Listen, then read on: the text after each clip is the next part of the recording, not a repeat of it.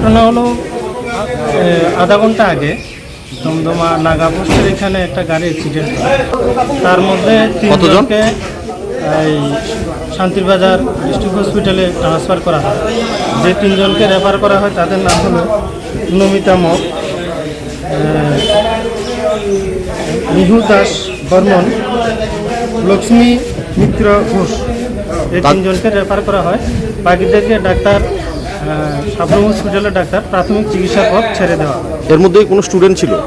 এর মধ্যে একজনই স্টুডেন্ট ছিল, আর বাকিরা অন্য সাধারণ পাবলিক। তারা মনুবাজার থেকে সাবরুমের দিকে আসছিল।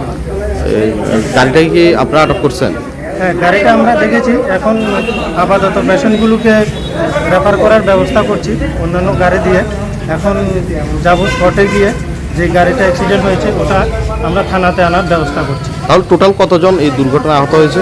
টোটাল 7 জন। 7 জন। এর মধ্যে 3 জনকে রেফার করা হয়েছে। 3 জনকে রেফার করা হয়েছে। একজন কি স্টুডেন্ট? একজন স্টুডেন্ট।